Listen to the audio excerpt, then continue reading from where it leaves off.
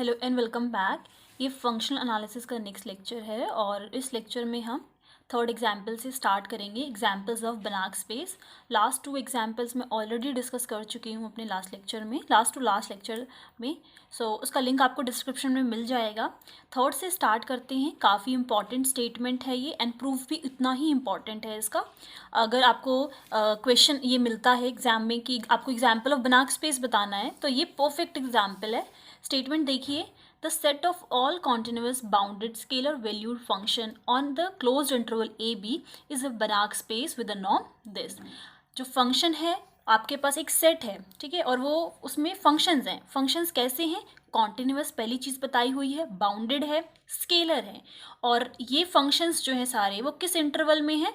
Closed interval a to b. So ये Banach space है और किस नॉर्म के रिस्पेक्ट में है? वो ये नॉर्म गिवन है। Norm of f is equals to maximum mod of f x, जहाँ पे ये जो एक्स है वो इस क्लोज्ड इंटरवल से बिलोंग करेगा। अब आ जाते हैं इसके प्रूफ पे। As we know that C a b is norm linear space with a norm this. C a b का क्या मतलब है? यहाँ पर ये जो है आपके कॉन्टिन्यूअस फंक्शंस है, बेसिकली सी उसी चीज़ को डिनोट कर रहा है, और closed interval a to b, ठीक है। तो जो क्वेश्चन में था बेसिकली ये वही फंक्शन है। तो ये नॉर्म लीनियर स्पेस है। किस नॉर्म में? इस नॉर्म में। आप जो नॉर्म लीनियर स्पेस की जो कंडीशंस होती हैं उनको आप सेटिस्फाई करा के देख सकते हो with respect to this norm. सारी कंडीशन सेटिस्फाई करेंगी और ये ऑलरेडी हम डिस्कस कर चुके हैं पहले ही भी। तो इसमें हम सिर्फ अभी ये प्रूव करेंगे कि ये बनाक स्पेस है या नहीं, ठीक है। तो अगर एग्ज़ाम में आता है तो आपको पूरा प्रूफ करना पड़ेगा। मतलब अगर आपको बनाक स्पेस प्रूफ करना है तो सबसे पहले आपको ये प्रूफ करना पड़ेगा कि जो फंक्शन है वो नॉर्म लीनियर स्पेस है कि नहीं, फिर आगे आप प्रोसीड करोगे बनाक स्पेस पे। तो ये हम ऑलरेडी कर चुके हैं, इसलिए मैं ये स्किप कर रही हूँ। अदरवाइज जितनी भी कंडीशंस हैं आप उनको सेटिस्फाई कराओगे तो ये सारी कंडीशंस को सेटिस्फाई करेगा नॉर्म लीनियर स्पेस के। तो बनाक स्पेस कैसे प्रूफ करेंगे? जितनी भी कोशी सीक्वेंस है अगर वो सारी कन्वर्जेंट हो जाती हैं तो वो बनाक स्पेस हो जाएगा। तो इसके लिए हमने एक कोशी सीक्वेंस ले ली Fn। So let Fn be a Cauchy sequence in this. Cauchy sequence जो आपको लेनी है वो कहाँ से लेनी है? जिसे भी आपको बनाक स्पेस प्रूव करना है। सो given epsilon greater than 0 there exists a positive number in naught such that Fn minus Fm this norm of this difference करना है आपको।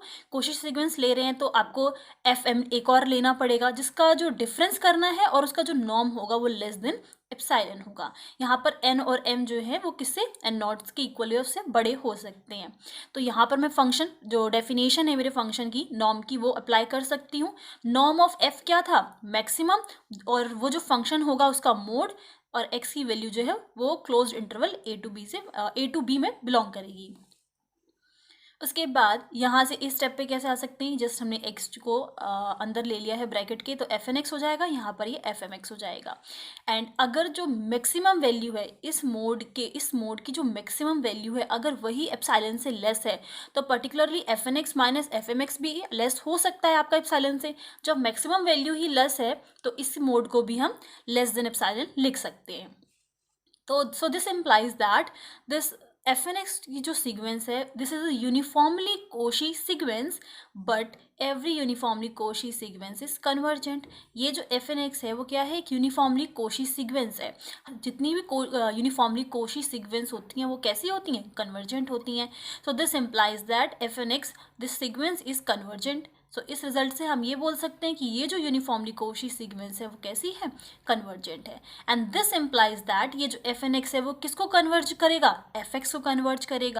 और ऐसा हम कैसे कह सकते हैं? अगर fn(x) जो है वो कन्वर्जेंट है तो बाय डेफिनेशन हम कैसे लिख सकते हैं? जो नॉर्म होगा fn(x) का minus fx this will tends to 0, ठीक है, क्योंकि यहाँ पर जो लिखा होता है ये पर्टिकुलर सीक्वेंस जो होती है उसी को कन्वर्ज करती है। ये सब चीज़ें मैं ऑलरेडी स्टार्टिंग के लेक्चर्स में बता चुकी हूँ। तो यहाँ पर जो चीज़ आप लिखते हो वो इसको कन्वर्ज करता है। तो यहाँ पर ये fn(x) किसको कन्वर्ज कर रहा है? fx को कन्वर्ज कर रहा है। तो हम लिख सकते हैं this implies that fn(x) is convergent to fx। So limit of uniformly Cauchy convergent sequence is continuous। इसका मतलब क्या हुआ कि आपके पास ये जो यूनिफॉर्मली कोशी सीक्वेंस है, यूनिफॉर्मली कोशी कन्वर्जेंट सीक्वेंस है, जो ये fn(x) हम जिसकी बात कर रहे हैं वो कैसी सीक्वेंस है आपके पास? Uniformly Cauchy sequence. और ये कैसी है? कन्वर्जेंट। तो आप कैसे लिख सकते हो? Uniformly Cauchy convergent sequence. तो इसकी लिमिट कौन सी है? इसकी लिमिट कौन सी है? fx, वो क्या होगी? कन्वर्जेंट। वो क्या होगी, कॉन्टिन्यूअस। सो हम लास्ट रिजल्ट से बोल सकते हैं कि ये जो फंक्शन एफ एक्स था, जो एफ है वो हमारा कहाँ बिलोंग कर जाएगा, सी ए बी में। क्यों? क्योंकि जो यूनिफॉर्मली कन्वर्जेंट कोशी सीक्वेंस की जो लिमिट थी वो कॉन्टिन्यूअस होगी। कॉन्टिन्यूअस होगी तो आप इसमें बिलोंग कर सकते हो, क्योंकि ये कैसा फंक्शन है, ये ऐसा सेट है जहाँ पे सिर्फ आपको कंटिन्यूअस फंक्शंस मिलेंगे। किस इंटरवल में, ए टू बी इंटरवल में। So next we prove that f n convergent to f. अब हमें क्या प्रूव करना है कि ये जो एफ एन है वो कन्वर्जेंट है किस पे, एफ पे कन्वर्जेंट है। मतलब ये चीज़ हमें प्रूव करनी है। और इसको कन्वर्जेंट दिखाने के लिए हम क्या करेंगे, norm of f n minus f, norm of this is equals to, according to the function आप किस तरीके से लिख सकते हो, maximum where x belongs to this interval. और जो फंक्शन है वही सेम फंक्शन लिखना है, बट फंक्शन पे मोड आ जाएगा। एक्स को अंदर आपको मल्टीप्लाई करना है, आप अंदर एक्स को लिखोगे तो ये हो जाएगा f n x minus f x and this value is less than epsilon. अब ये जो n है अगर उसको आप इन्फिनिटी के टूवर्ड्स टेंड कराते हो, so this will converts to या टेंड्स टू जीरो। जैसे ही n जो है आपका इन्फिनिटी के टूवर्ड्स टेंड करेगा, वैसे ही ये जो वैल्यू है वो जीरो के टूवर्ड्स टेंड करेगी। हम कैसे कह सकते हैं कि वो जो वैल्यू है वो जीरो के टूवर्ड्स टेंड करेगी, बिकॉज लास्ट में हमने ये कहा था कि जो सीक्वेंस है वो कन्वर्जेंट है।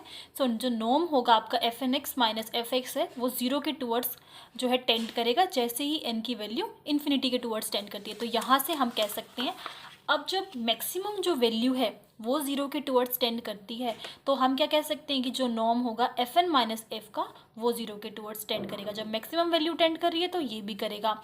एंड वन मोर थिंग, अगर किसी को कन्फ्यूजन है कि ये एफ एन जो है हम ये क्यों शो कर रहे हैं कि ये कन्वर्जेंट है एफ पे, जबकि हम ऑलरेडी लास्ट में कह चुके हैं।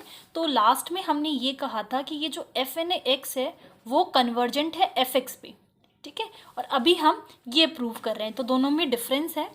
नेक्स्ट आ जाते हैं, f n this sequence is convergent to f. तो ये जो सीक्वेंस है एफ एन वो किस पे कन्वर्जेंट हो गई, एफ पे, अकॉर्डिंग टू द डेफिनेशन, ठीक है। तो ये जो यहाँ पर जो हमने लिखा हुआ होता है वही वैल्यू होती है वह जिसपे आपका जो सीक्वेंस है वो कन्वर्ज कर रहा हो। तो वही सेम चीज़ है, ये जो एफ है वो किस में बिलोंग कर रहा है, सी ए बी में। लास्ट हम कह चुके हैं कि जो सेट ऑफ कॉन्टिन्यूस फंक्शंस है in the closed interval a to b, तो ये ऑलरेडी हमें पता है। So thus every Cauchy sequence in this is convergent. तो इसका मतलब कि इसके अंदर हमें एक ऐसी कोशी सीक्वेंस मिल गई जो कैसी है, कन्वर्जेंट है। और अगर हम ये चीज़ प्रूफ कर देते हैं तो हम क्या बोल सकते हैं कि वो नॉन लीनियर स्पेस कंप्लीट है, या फिर उसे हम बनाक स्पेस कह सकते हैं। आई होप ये चीज़ क्लियर है।